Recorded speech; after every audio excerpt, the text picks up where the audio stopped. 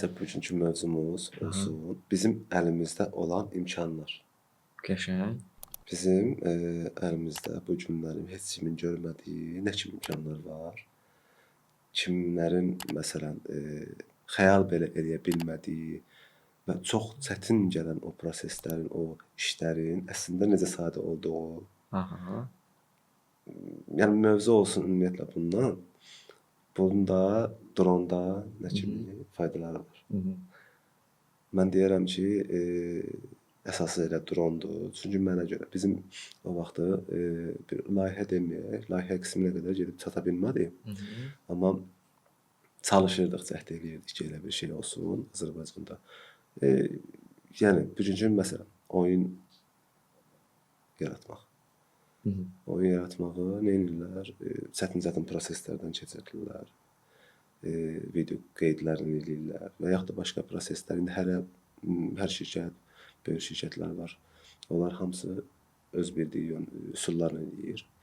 Mən deyirəm ki, biz onu dron çəkişləri ilə Mhm. yaratdığımız 3D modeldən oyun yarada bilərik. Düzdür, biraz yer tutumu çox ola bilər. Mhm. Biraz Amma qrafika iri baxımından həcmli yaxşı qrafika baxımından, ondan əlavə istədiyimiz kəndə, şəhərə, qəsəbəyə, məhəlləyə hər yerə biz girə bilərik. Çox rahatlıqla istədiyimiz yerdə yarada bilərik. İndi belə deyək də, bu işin maliyyə tərəfi var. Bu işin maliyyə tərəfini deyirsən, elə bu işin problemi odur. Hə, bu işin maliyyə tərəfi var və ciddi burada resurslar lazımdır. Ciddi resurslar lazımdır. Adi ümumiyyətlə fikir vermisən ya verməmisən bilmirəm. Yəqin ki, veribsən. 3D model sifarişi Azərbaycanda demək olar ki, yox səviyyəsindədir. Yoxdur. Çox azdır. Əvvəllər biraz var idi, amma indi demək olar ki, yəni ümumiyyətlə yoxdur. Ki sırf dronla gedirik, biz 3D modelinq alırıq orada. Yəni demək olar azdır. İndi sən hələ bu işin o maliyyə tərəfini fikirləş ki, biz bura oyunu yaradacaq komandanı da dəvət etməlisən. Burada normal büdcədən söhbət gedir.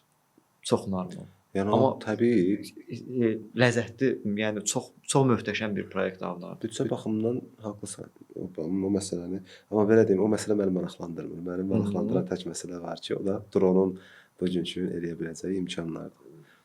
Yəni Məsələn, mən praktikada görməmişəm ki, bu qrafikanı birbaşa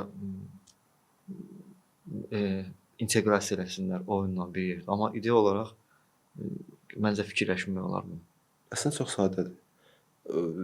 Belə deyim, onsuz da bizim çəkdiyimiz foto şəkillərin həcmi, məsələn deyirəm, bir şəkil 100 meqabaytdır. Bunun toplumu gəlir deyək bir məhəllə üçün, toplamı gəlir çıxır məsələn 50 gigabayta məsələn deyirəm. Bunu onsuz da bunu yaradanlar, bu işi bilənlər, bu işin dərinləməsini, bu işi belə deyim, məsələn deyim, Qarina kimi böyük şirkətlərdə bunu daha yaxşı bilirlər necə eləmək lazımdır. O 50 gigabayta endirir, bəlkə də bilmirəm nə qədər, amma təxmini deyim ki, məsələn 10.000 megabayta qədər. Yəni bunu bacarırlar, bunun həcmini ikisi də bilirlər. Bizim məqsədimiz sən vurğuladığın kimi bizdə yəni onu eləyən yoxdur. Bizdə heç ümumiyyətcə 3D istəyən yoxdur. Amma çox gözəldir. Bizim məqsədimiz burada daha sürətli nəsə eləməkdir. Məsələn, deyək ki, Bakının hansısa bir küçəsində bir maşın oyunu yaratmaq istəyirlər. Bakının hansısa bir küçəsi lazımdır. Buna sənin dediyin bahalı olan nələr olar ki, bahalı aparatlar, bahalı cihazlarla gələrlər xaricdə bunu bilənlər. Gəlib o küçənin necə təsvir eləməlidirlər, bilmirəm indi necə eləyirlər, sonra skandımı və yaxud da başqa bir versiyadımı. Onlar lidarla yəqin skan edir. O vaxt kiçik aparatlar var idi. Hər tərəfi başlayırdı skan etməyə. İndi də var, daha güclüləri var. Amma yəni skandan əlavə proqramlar var ki, hansı foto şəkilləri çəkirlər, sadəcə foto şəklinin üstündə o proqramların oranı sıfırdan yaradırlar. Amma biz buna dedim, yəni onlara, yəni bunu yaratmaq istəyənə daha böyük bir şans verə bilərik ki, bizim gördüyümüz iş, məsələn, bir oyun gəlir, bir oyun əsas bu qismi gəlir 5 ilə çıxırsa, Bunu çox rahatlıqla bir həftəyə görülə bilər. Ondan sonra yəni bunun ən çətin qismi bu isə, yəni bunun ən öldürücü vaxtını biz sizə keçirdə bilirik. Bəlkə də oyunlar barəsində fikirləşən o yazılımçılar işin bu tərəfini fikirləşməmişdilər. Mən açığı deyim ki, indi sən mövzunu açana qədər mən bilmirdim ki, ortaya qoyacağım mövzu yəni indi bu oyunla dronu birləşdirmək. Yəni bu günə qədər fikirləşmədiyim bir ideya olub ya bir xəyal olubdu ki, hə görən birləşdirmək mümkün olarmı ya ikisi bir yerdə necə mükəmməl bir şey olur. Amma indi gözümün qabağına gəlir və çox yaxşı olur. Bu yaxınlarda mən reklam kimi çıxmışdı qabağıma, düzdür, yükləmədim, amma baxdım YouTube-da 1-2 dənə videosuna baxdım. Yaxşı idi. Deməli çox yüksək yox, amma normal qrafikada metronun içində bir oyun çıxardıblar. Bilmirəm görübsən yoxsa yox. Metroda nələrsə görürlər də onlar, nəsə axtarırlar, nəsə biraz yadımdadır. Müsbət qiymətləndirmişdim, şərt də yazmışdım altından. O vaxt yadına gəlir uşaqlıqda GTA Bakı var idi. Biz GTA-nın Bakı versiyasını oynayırdıq. Yarı oxşuyurdu, yarı oxşamırdı. Sadəcə adı bizə çox şey deyil. Bilmirəm indi bizdə mən az maraqlı olduğum sahədir. Oyun sahəsi ki, yəni maraqlı olarmı? Bir oyunçulara maraqlı olarmı ki, belə bir proyekt olsa? Ya ümumiyyətcə o istehsalçı şirkətlərə görə maraqlı olarmı? Azərbaycanda böyünəsə belə bir şey eləmək. Yəni belə deyim. Yəni burada çəkilən o 3D model istənilən oyun üçün yaxşı ola bilər. İstənilən oyun üçün. Maşın üçün yaxşı ola bilər, yaxşı ola bilər. Deyək Call of Duty versiyalı nəsə bir şey çıxıb, onun üçün maraqlı ola bilər, ideal olar. Hələ onun üçün ümumiyyətcə ideal olar ki, bir rayonun içində baş verən hadisələr. Orada yaşayanlar ya orada bir dəfə olanlar ən azından maraq üçün girib baxmaq istəyirlər ki, mən burada olmuşam, girim baxım görüm oxşuyur ya oxşamır. Belə bir şey. Yəni Battlefield 2018-ci ilin versiyası səhv eləmirəmsə, daha geri olmalıdır. O illər ərəfəsində yaranan bir oyunun belə deyim, versiyanın bir missiyası var orada. Əkiz qüllələr görsənir. Bizdə olan əkiz qüllələr görsənir. O oyundakı dünya miqyasında böyük oyunlardan biridir. Orada ilk dəfə görənlər, yəni bilənlər bilir ki, orada ilk dəfə yəni o şeyi görmək, biz Bakını hansısa böyük oyunda görmək, o əkiz qüllələri bir qismini görmək belə böyük bir həyəcan verici bir şeydir. Yəni bir də fikirləşmək lazımdır ki, biz hamının bildiyi, amma Bakı şəhərindən biraz uzaq Xarabalı məsələn deyək. Oranın realını, eynisini oyunda görmək. Yəni olsun biz yaratmayaq, amma biz ki bunu belə deyim böyük investisiyalarla satışını çıxarda bilərik. Yəni böyük bir çünki bizə sərf eləyər. Biz ölkə olaraq, yəni biz də istəyirik ki, bizim olan bir qism, bir məhəllə, bir yer, hamının bildiyi və bir maraqlı olan bir yer. Məsələn, atıram, deyək ki, Şamaxıda hansısa bir kənd, Qubada hansısa bir kənd, hamının bildiyi bir yer. Yəni bu tip yerlərin hansısa böyük oyunlarda görsənməyi, olsun böyük oyunlarda olmasa belə özümüzün yaratdığı. Çünki biz bu sahədə, oyun sahəsində, yəni demək olar ki, yoxuq. Mən çox istəyərdim ki, bu versiya ilə ilkin addımı atan olsun və buna kiçik də olsa, böyük demirəm, kiçik də olsa, yəni buna cəhd edən bir nəfər olsaydı, məsələn, bunu yoxlayıb sınaqdan keçirmək çox yaxşı olardı. Yəni biz onsuz da bunun dronla yaradanda biz bu 3D-nin tam realda necədirsə hündürlüyünə qədər, dəqiq hündürlüyünə, millimetr hündürlüyünə qədər biz bunu eləyə bilirik və verə bilirik. Yəni bu sadədir bizim üçün. Amma bunu cis sahəsində yox da, cis sahəsindən biraz kənara çıxmaqla da mən məsələn çox istəyirəm. Məncə dünya praktikasında bu çıxılmır. Niyə görə? Çünki onsuz da bu mülkidə dron istifadəsi aşağı-yuxarı 2013-dən bu yana Phantom seriyasından gəlib. 3D modelləmə də elə yenidir. Böyük bir tarixi yoxdur. Yeni yaranan bir məsələdir. Bu sən dediyin kimi Səhv eləmirəmsə, hardasa mən canlı yayımda görmüşdüm. İndi izləyicilər kömək eləyər bizə. Ki əgər onlar da görüblərsə mütləq kommentdə qeyd edərsiniz şərh bölməsində.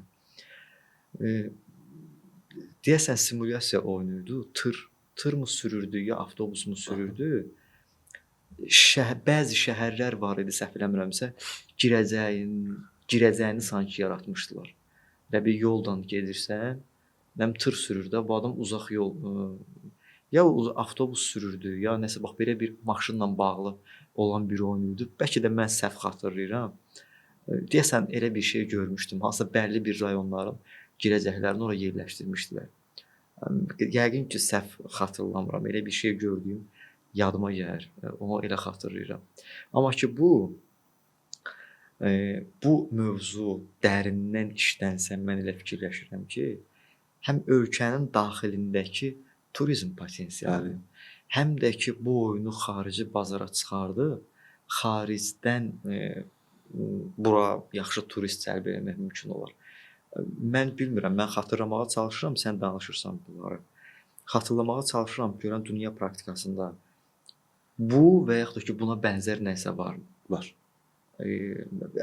Azdan çoxdan bir nümunə gətir, bəlkə mən bilinçaltımda bəlkə görmüşdüm onu. Oyunun adı yadımdan çıxıb, amma 2022-ci ildə mən görmüşdüm. Türkiyədə yaradılmışdı. Türkiyədə bir kəndi. Bildiyimiz standart bir kənd idi. Sadə kənd. Heç bir qeyri-adi bir şey yox idi.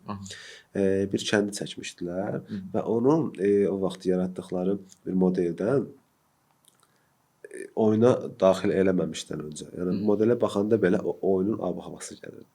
Çünki biz üstəyə rahatlıqla gəzə bilirik də istədiyimiz hündürlük və yerdən.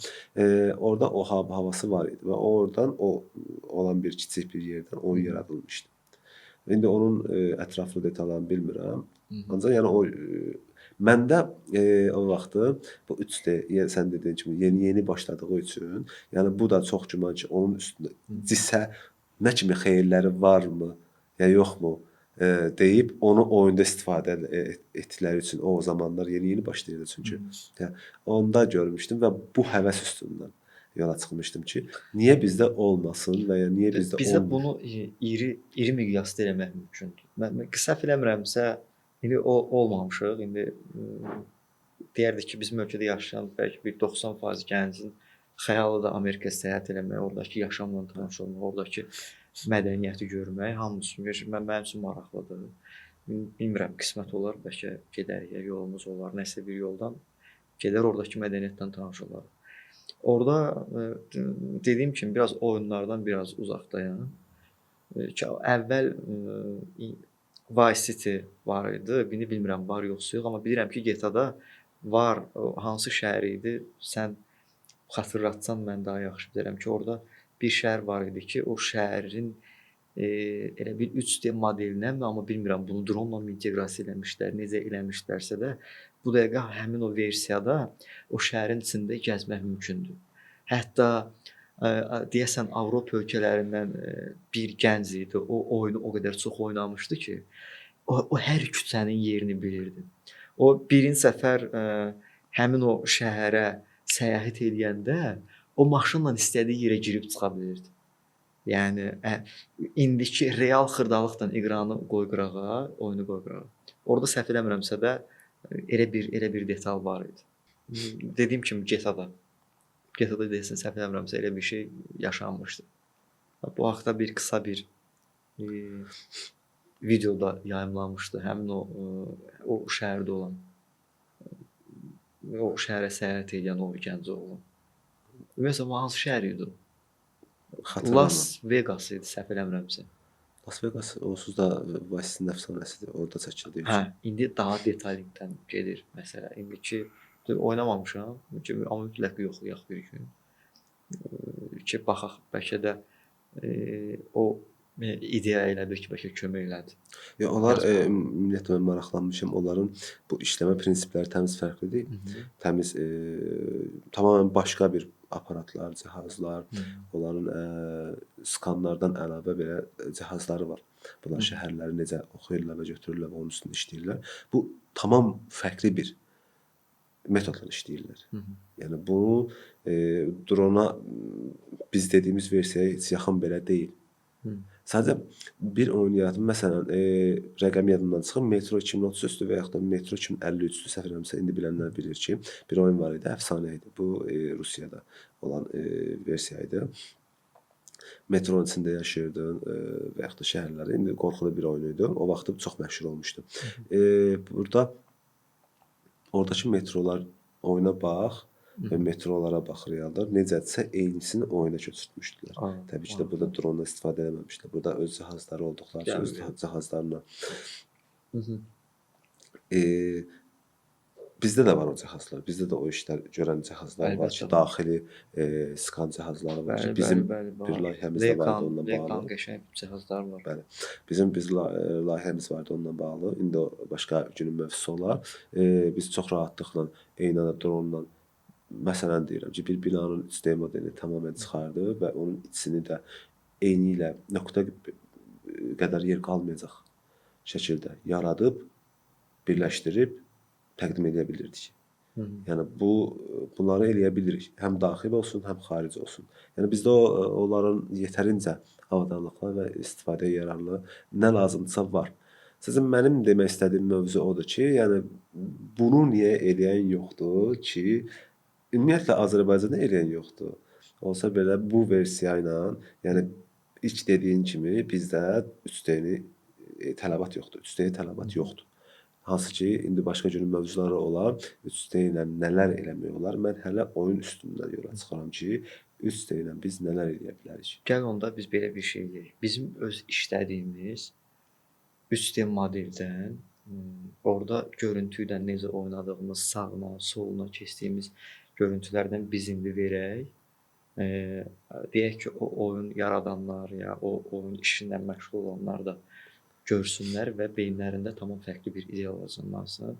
Səhv eləmirəmsə bizdə olmalı idi. Həm içəridən skan, həm bayırdan skan olmalı idi. Var. Bəli. Onlardan biz göstərək və bir fikir də formalaşsın. Bəlkə də o oyun haqqında olanlar ola bilər ki, o şeyi fikirləşməsinlər ki, belə bir şey mümkündür ya mümkün deyil. Olar, problem yoxdur. Və hətta məndə çəkilişim belə var, İçəri şəhərin tam üstəlik belə var. Yəni düzdür, o qədər əhəmiyyət veriləcək qədər çəkiliş olunmayıb. Bizə lazım olan, siz sahəsindən lazım olan qədər çəkiliş olunub. Amma İçəri şəhər Qız qalasının yetərincə görünə bilən, yəni hər istiqamətdən, hər rakursdan modeli məndə var. İndi onun videosudur. Bizdə əlimizdə onsuz da yetərincə sən dediyin o skan versiyasını da əlavə eləyərik və mənim əlimdə olan İçəri şəhərin Qız qalasının tam net düşən 3D modeli belə var. Onu da paylaşım eləyərik. Bratislavanın 195 min fotoşəkillə əldə elədikləri bir tam 3D belə deyim, yarı 3D deyil də, tam 3D, hiper 3D modeli var ki, bütün binalar tam 3D model olunub. Təsəvvür elə ki, nöqtə qədər belə yer qalmayıb. Yəni, istədiyin qədər detallıdır və istədiyin binaya istədiyin qədər yaxınlaşıb onun təmizliyini görə bilərsən. Mən baxmışdım Bratislavaya yox, mən baxmışdım Palma adasına. Palma adası qüsursuz idi. Super. Yəni, mən çox bəyənmişdim. O qüsursuz idi, o 3D modelləmə. Ancaq o drona çəkilişi olmamışdı, orada helikopter kirayə alınmışdı. Bəli. Məlumat var. Bütün detallı araşdırmışdım ki, yəni nə qədərdir bu investisiya, bu layihə ümumiyyətlə nə qədər başa çatdığı və yaxud da burada helikopterin üstündəki hansı kameradır, helikopter və hansı markadır, hamısını maraqlanmışdım. Mən səhv eləmirəmsə, elə helikopterin bir günlük iş kirayəsi elə fantastik qiymətdir. Yəni onun onda biri qədərindən o hal-hazırda fikirləşilən oyunu yaratmaq. Bəli, belə deyim. Bu Azərbaycanda onsuz da bizdə yetəri qədər əlində hər cür deməyim, amma bu işlərə çatdıra biləcək, bu işləri görə biləcək yetəri qədər şirkət var. Rəsmi şəkildə, rəsmi qurumlarımız yəni icazə verdiyi, o sənədlərin icazə verdiyi şirkətlər var. Bunların əlində yetəri qədər bu dronlar var, bu kameralar var. Sadəcə bu kameraları eyni işlərdə istifadə eləmək mövzusudur. Ki biz bu mövzulardan bəlkə də nəsə bir layihə gözləmədən, nəsə bir yatırım gözləmədən Aydın. bunu otaqlarda yatırmaq əvəzinə, tozun içində saxlamaq əvəzinə Bəli, razıyam. əgər bizim icazəmiz varsa biz bunun icazəsini ala bilərik və bu bizim onsuz da dövlətimizə xeyirlidirsə, bizə heç kimə ziyan vermirsə, bunun sınağını eləmək olar. Yəni mən belə düşünürəm. Mənim Mən fikirlərim razıyam. belədir ki, bunu gözləməyək ki, nəsə bir böyük iş olsun və yaxud da ki, lap kiçik iş olsun, fərqi yoxdur. Amma bu gözlənti olmadan buna cəhd eləmək lazımdır sadəcə. Bəli. O Azərbaycan əlimizdə sözü olan imkanlarla. eyni fikirdə, eyni cəsarətdə olan insanlar sadəcə bir araya gəlməlidir. Və o bir araya gələndən sonra mən inanıram ki, bu layihəni inkişaf elətdirib bir vizual formata çevirmək mümkündür. İzləyicilərimizə də bu mövzu maraqlıdırsa da mütləq bizdən şərhdə danışın, şərh bölməsində danışın və hələ də kanalımıza abunə deyilsinizsə də abunə olub dəstək olmağı unutmayın. Bizi izlədiyiniz üçün sizə təşəkkür edirik.